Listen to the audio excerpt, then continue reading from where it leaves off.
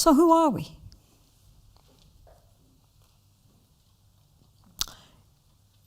The whole of Buddhist practice is designed, as I say, like the GPS, enlightenment for the sake of all beings. What does enlightenment mean?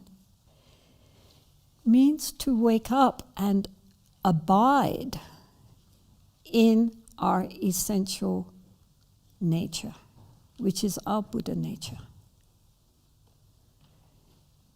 The reason why wisdom and compassion are so closely aligned is because the clearer that we see how things really are, the greater the compassion, because nobody knows that. How sad. All the time we're Buddhas and we don't even know. We think we're who we think we are. And so we suffer. And we cause suffering to others. And we mess everything up because we don't know. And so the clearer those great masters see this, the greater their love and compassion for us all. It's not just about having, compassion for sad little puppies. It's about seeing the whole condition and how we want so much to be happy. But because of our delusion, we create so much suffering for ourselves and for others. And that's terribly sad. We are just caught up in our delusion.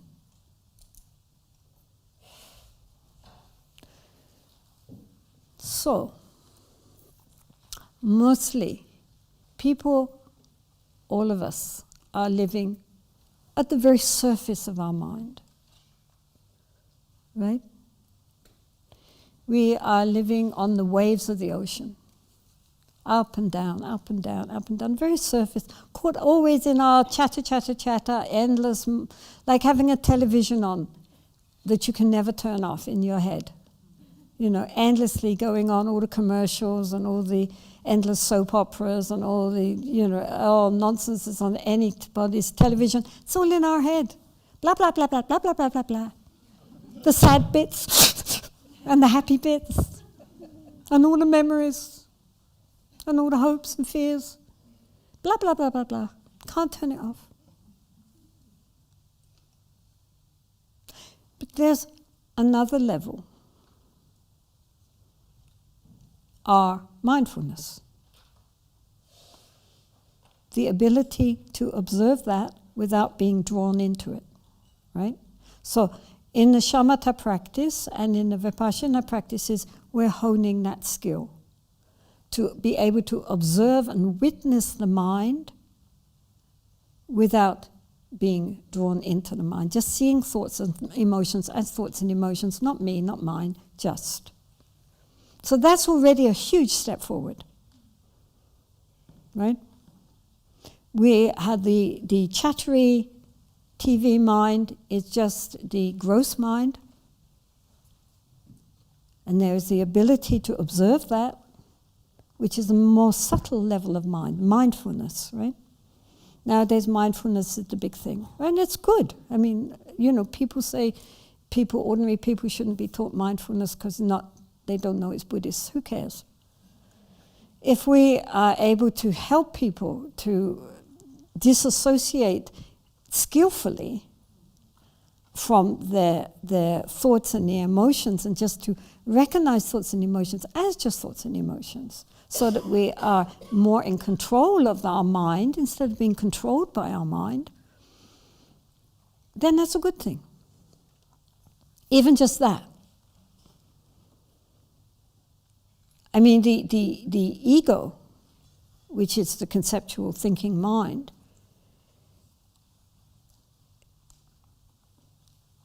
is a terrible master, but it's a good servant. We're not trying to stop thinking. Thinking is a brilliant thing. We're not trying to end up blank. But we should be in control of the mind rather than controlled by it. Then, if we are in control of our mind, then it's a wonderful tool. But as long as the mind itself with the ego is in control, then we are enslaved, and by a very pitiless master.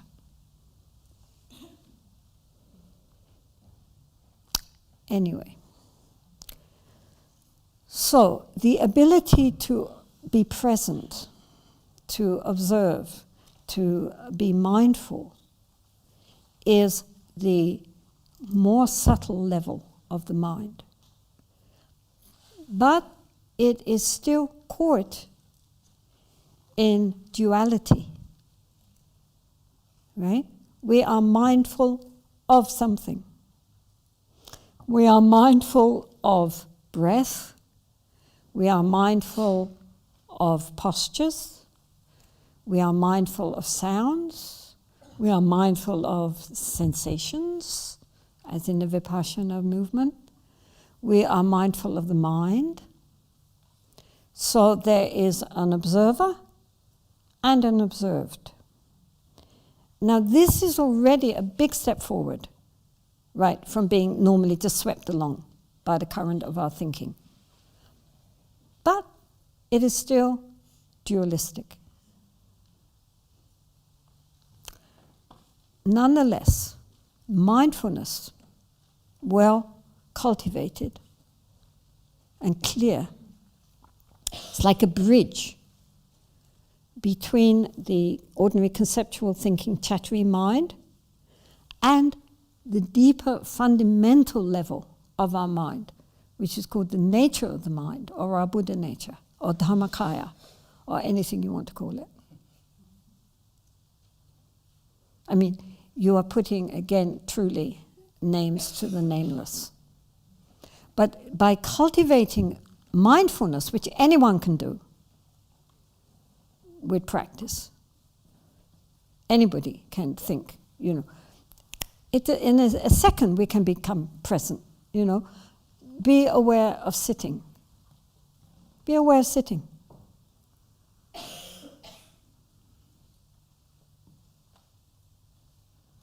We can all be aware of sitting.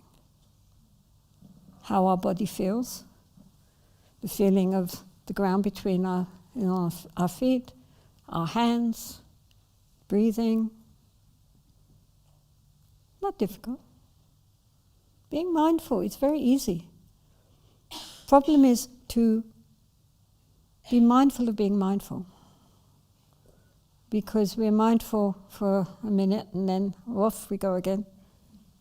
You know, so this is the problem. It's the actual practice of mindfulness in itself is quite simple, but to sustain it is difficult.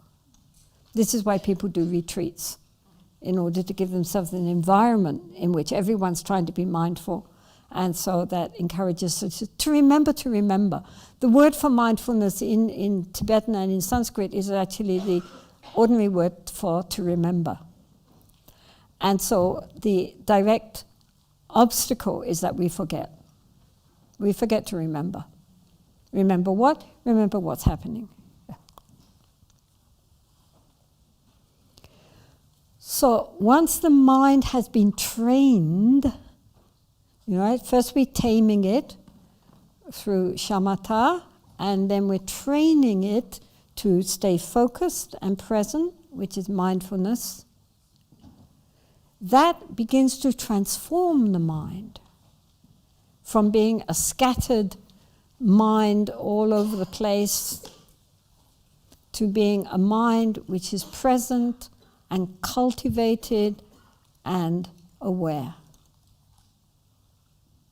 When the mind is transforming itself through the presence of mindfulness, then it can transcend.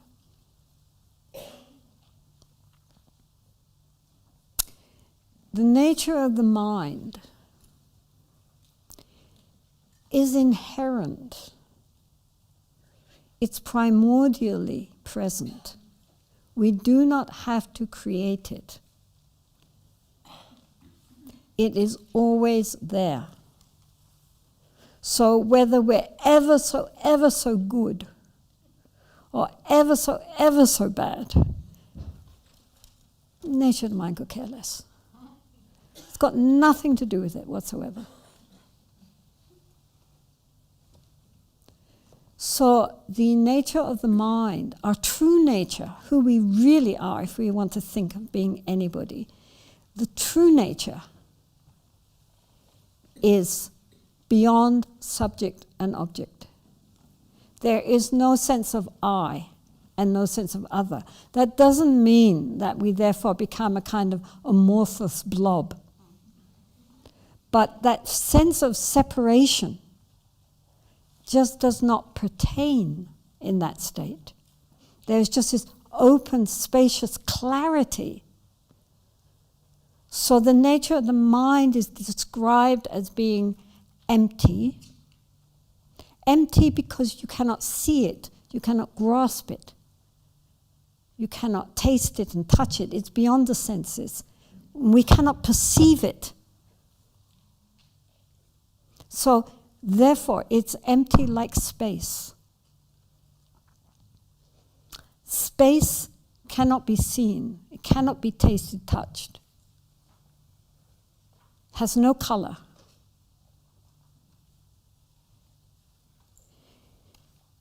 If you were asked what was here in this amphitheater, in this theater here, what was there, you would say, well, there was a screen and there was chairs and there were all these steps and chairs and people and lights.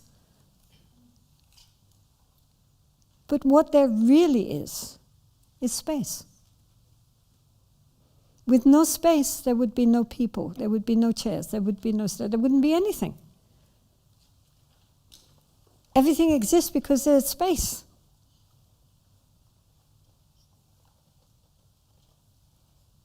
So you all went off for lunch, and many of you put your bags or something on your seats so that when you came back, you could find your seat, right? You'd never been here before, but nonetheless, you come down and somebody's, excuse me, that's my seat.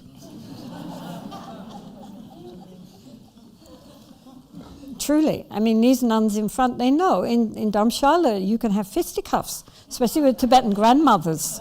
You know, this is my seat, right? You know, whoa, take one of their seats. But nobody can say, excuse me, this is my air. You can't breathe my air. This is my air. Stop breathing in my air. No? Here we are all sitting in this very enclosed area, breathing in and breathing out each other's air, and nobody's fighting over it. Because space cannot be possessed. We cannot say, this is my space. Yeah, this is my seat. You can't say this is my space. Space is space. And then those seats, which we're so attached to, if they are analyzed down, themselves are space. Everything is space. Our human body, which seems so real and so strong and so solid, is space. Ultimately, everything is space. On a relative level, well, okay, this is ultimately space. But if I threw it at Dekila, she would feel it and she would bruise and not be happy. Because on a relative level, on an ultimate level it's space, on a relative level it appears how it is. So likewise, on a relative level, we are who we say we are and we are what we think we are. And that's fine, that's how we function on a relative level, on a conventional level. But we are not just conventional level. We are also ultimate level. Always. our problem is we don't have to invent the ultimate level. We don't have to create it. What we have to do is realize it. All beings, all living beings have Buddha nature. Buddha nature is not like a little Buddha sitting inside you. I mean, this is the problem with the word in English. In Sanskrit, it's called Tathagatagarbha, which means like the womb of the Buddha, the Tathagatas. But in the Tibetan, Nyingpo doesn't mean Buddha Nyingpo, yeah. It means like the essence, Buddha essence, the essential quality of a Buddha. Nyingpo. Yeah, it doesn't have such a solid sound as Buddha nature tends to have in English. And so it doesn't mean that everybody has a separate little Buddha nature. The whole point of Buddha nature is that it's omnipresent. And this is why it is compared to the sky, the space, because you can't say, this space is better than that space. It's just space, it's space. So the nature of the mind is space and empty. Right? So nature of the mind is empty, like space. You can't grasp it. You can't see it. It has no limits. Space is all penetrating. Everywhere is space. You cannot say space does not exist here because it's everywhere. So, nature of the mind is empty, like space. But, unlike space, its other quality is what in Tibetan is called selwa. And selwa is, again, one of those words which is, who knows how to translate. It means clear, it means luminous, and it means cognizing. So different people translate it in different ways: clarity, luminosity, lucidity, cognition. And it means all of those things, but there's no word in English which incorporates all of them together. So just keep in mind, that's what it all means. It means a luminous clarity, which knows. So the essential nature of the mind is that it knows. We all know, right? We are all aware. The fact you can see me or hear me is because we know. This knowing quality in Dzogchen is called rikpa. Rikpa just means know, to know something. That's all. I mean, they have all sorts of wonderful words for it, primordial awareness, but actually it just means to know. We know. There is that knowing quality without a knower. Hearing without a hearer. Seeing without a seer.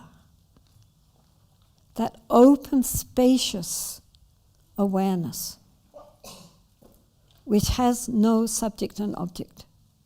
It's just all-encompassing. That's the nature of the mind.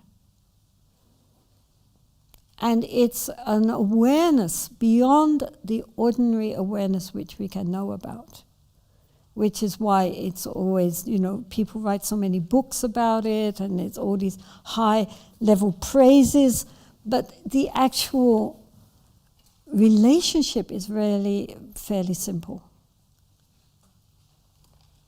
because it's the fundamental nature before all the elaboration. So it's naked. The symbol for the ultimate nature, for the Buddha nature in the Nyingmapa tradition is Samantabhadra, who is shown as blue because the sky, and naked. just sitting there. Because that's a symbol of the sky-like nature of the mind, which is unadorned.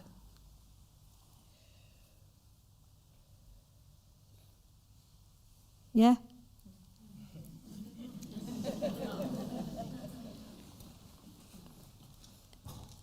So to glimpse this inherent nature, our Buddha nature, in itself is not so very difficult. Because it's who we are anyway. So, I mean, there's no reason why we shouldn't see it. And you know, it's like looking in a very, very cloudy sky. And you look up, I mean, especially in India in the monsoons, the clouds, you know, the monsoons go on for month after month. And all you see when you look up are thick clouds. And so we think, oh, the sky is clouds. If you say, well, what is the sky? Well, the sky is all these thick black clouds and occasional rainbows. But if we keep looking, then one day we see the clouds part. Ah, there's a blue sky. Blue sky is always there. And then clouds back.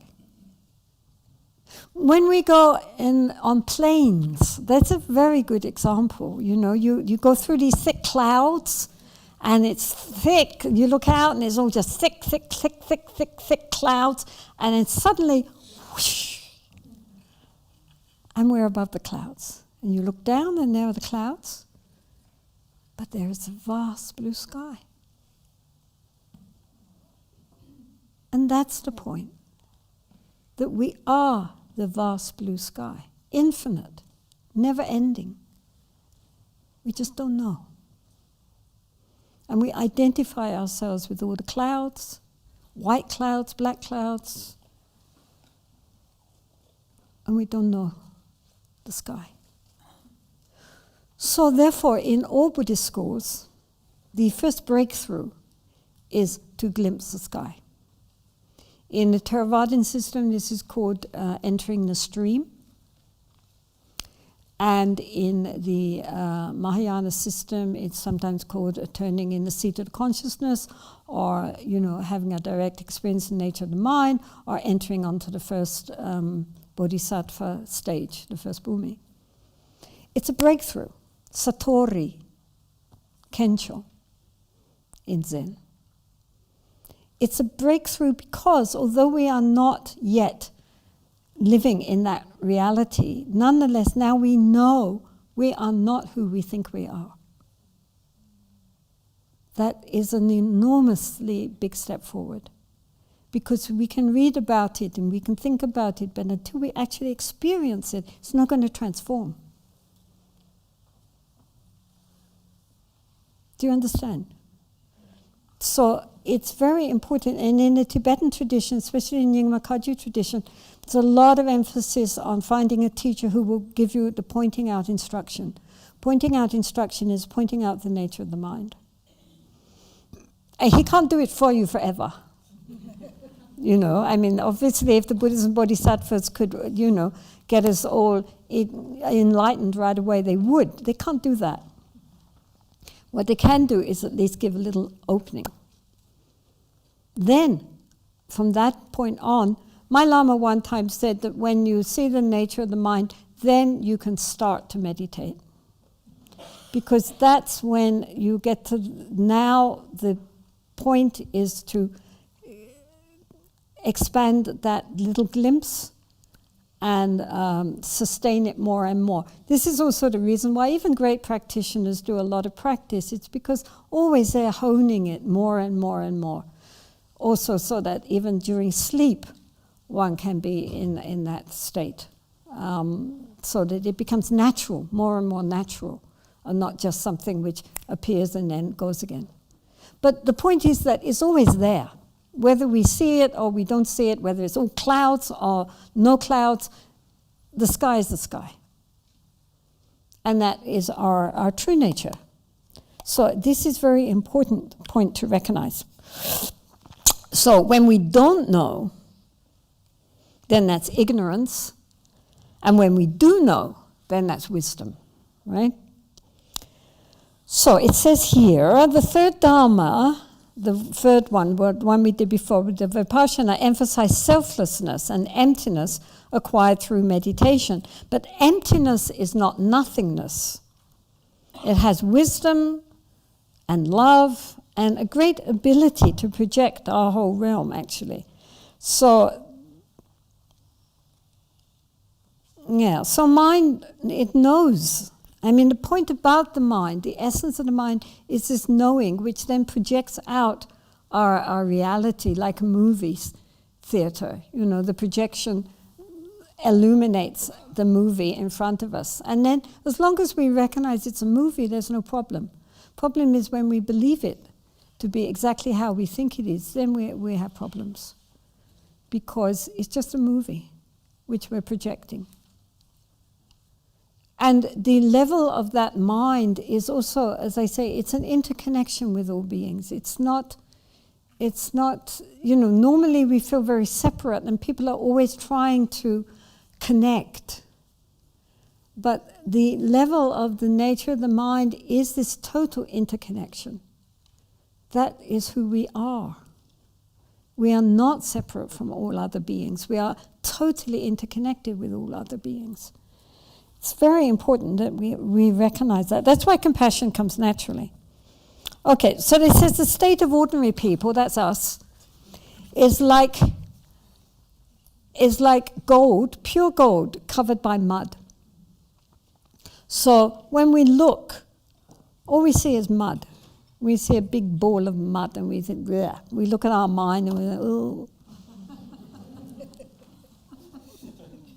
But all the time, encased in that mud is the gold. And the gold is never, ever affected, however thick the mud surrounding is.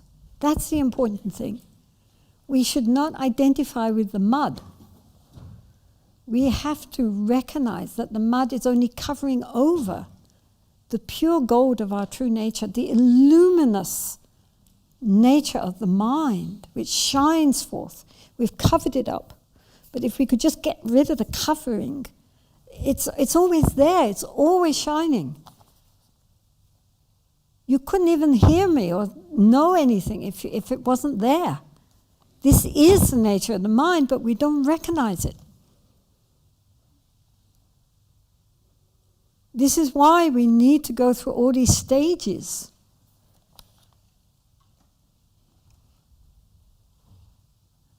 But it's always there. Just waiting. I mean, it's infinitely patient.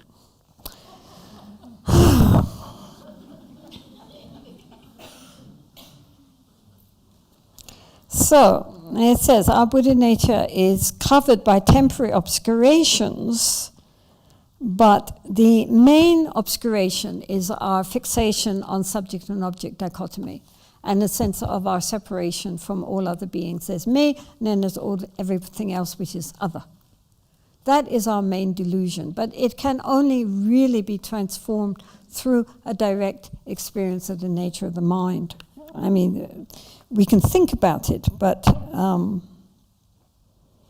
so the view is to recognize the Buddha nature present in oneself and all sentient beings. Meditation is to sustain the continuity of that. The action is to mingle the view with daily activities and in accordance with the Dharma, and the fruition is to realize totality like the sun shining in a clear sky. So, yeah, so the point is all these meditations that we are doing, especially mindfulness, is to lead us back to recognizing our true nature, which is everybody's true nature. It's not I'm a Buddha and the rest of them are just little sentient beings. I mean, throughout the day, to recognize that every single being we meet is potentially a Buddha. But they don't know it. So they suffer. And they cause others to suffer. Because we don't know. once we wake up to recognizing the true situation, then everything changes. We don't have to externally change. Inwardly, we see with a pure perception, all these beings, they're all Buddhas. Of course, what else could we be? And of course, Buddha nature is not just inherent in human beings, it's inherent also in animals, in insects, fish, birds, anything which has sentience, consciousness. Their ultimate consciousness is Buddha consciousness. So there's no big divide between humans and animals. We have more intelligence, but our essential nature is the same. So therefore we're all interconnected. So I just would like to read you, because I think it's very poignant on the question of it's this quote from Mingyur Rinpoche. Who has never heard of Mingyur Rinpoche? Okay, good. Okay, so Mingyur Rinpoche, he's the Lama. His mother is Nepali, his father is Tibetan. His father was a very well-known in Tibetan circles Lama called Urgyen Tuku. Very lovely Lama. And he had 4 sons, all of whom are recognized as incarnate Lamas. And Mingyur Rinpoche is the youngest of them.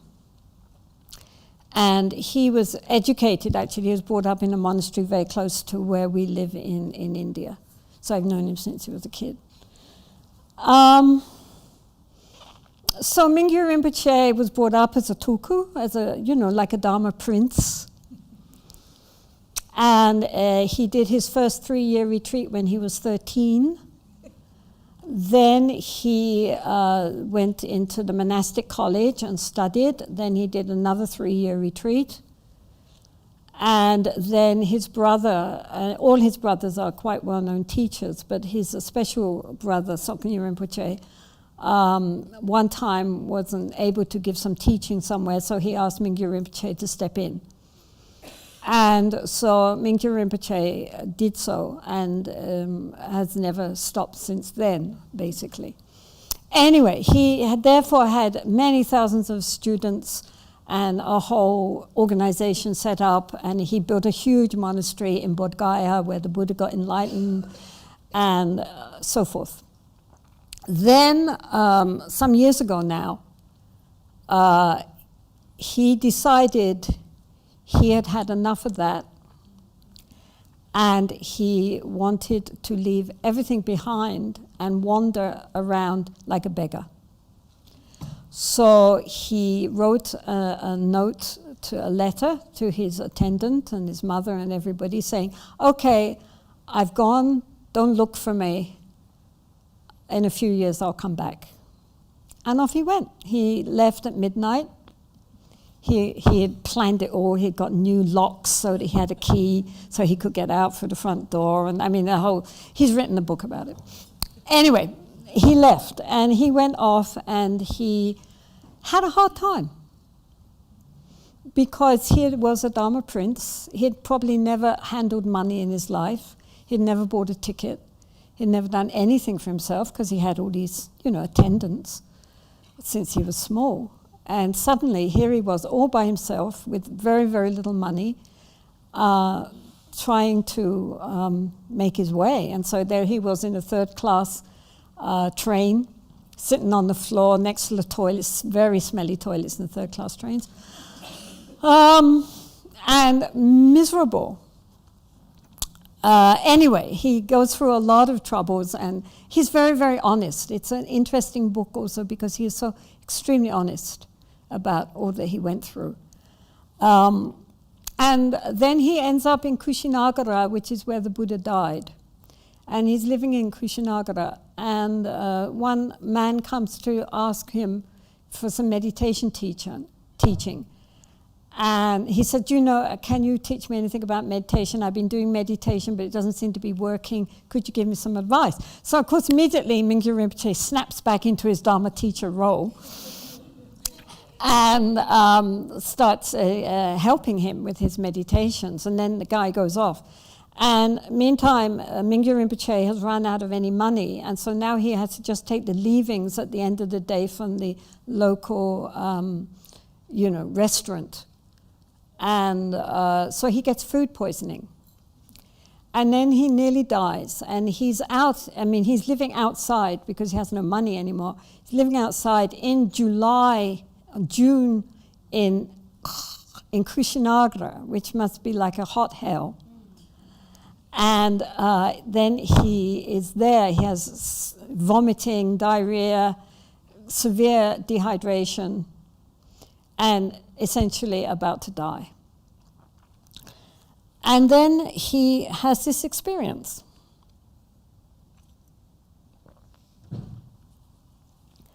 So I will read it to you just because, words cannot describe the experience, but this is the clearest I've ever heard anybody describe it from a Tibetan Buddhist point of view. How are we doing? Oh, yeah, we've got loads of time. Okay. So he says, awareness and emptiness became one, indivisible, just as it always is. But the recognition had never been this complete before. The last shred of cohesion slipped away. The entire universe opened up and became totally unified with consciousness. No conceptual mind. I was no longer within the universe. The universe was within me. No me separate from the universe. No direction, no within or without. No perception or non-perception. No self or non-self. No living, no dying. The internal movements of the organs and senses slowed way down to minimal functioning. I still understood what was going on, but not through commentary or voice or image. That kind of cognition no longer presented itself. The clarity and luminosity of awareness beyond concepts, beyond fixed mind, became the sole vehicle of knowing. I was no longer bonded to any sense of a distinct body or mind. No separation existed between me, my mind, my skin, my body, and the rest of the world. No phenomenon existed separate from me. Experiences happened, but no longer to a separate me. Perceptions occurred, but no reference back to anyone. No references at all. No memory, perceptions, but no perceiver. The me I had recently been, sick, healthy, beggar, Buddhist, disappeared like clouds that move through a sunlit sky. The top of my head came off. My hearing and my seeing became just hearing, just seeing. At best, words point to something beyond the conceptual mind that the conceptual mind cannot know. As a drop of water placed in the ocean becomes indistinct, boundless, unrecognizable, and yet still exists, so my mind merged with space. It was no longer a matter of me seeing trees, as I had become trees. Me and trees were one. Trees were not the object of awareness, they manifested awareness. Stars were not the object of appreciation, but appreciation itself. No separate me loved the world. The world was love. My perfect home, vast and intimate. Every particle was alive with love, beyond fluid, flowing, without barriers. I was an active particle, no interpretive mind, clarity beyond ideas. vibrant, energetic, all-seeing. My awareness did not go towards anything, yet everything appeared. As an empty mirror, both receives and reflects everything around it. A flower appears in the empty mirror of the mind, and the mind accepts its presence without inviting or rejecting. It seemed as if I could see forever, as if I could see through trees, as if I could be trees. There was no individual anything, no dualistic perception, no body, no mind, only consciousness. The cup that had contained empty space was broken, the vase shattered, extinguishing inside and outside. So, if you want to know what the nature of the mind is like, it's like that. At least if you've done 6 years of preparatory meditation. So anyway, the point of all this practice is to recognize exactly what he's talking about here. I find it interesting because what he's saying resonates so much with what all the great mystics of the world have been saying since beginningless time. Don't usually find Tibetans who describe it like that. And if you read the great mystics, exactly what they are saying, I mean, even though they use more theistic language, they're saying exactly the same thing. So this is our nature. It's not like that because he's Mingyur Rinpoche. All of us have that in us, but normally we don't recognize it.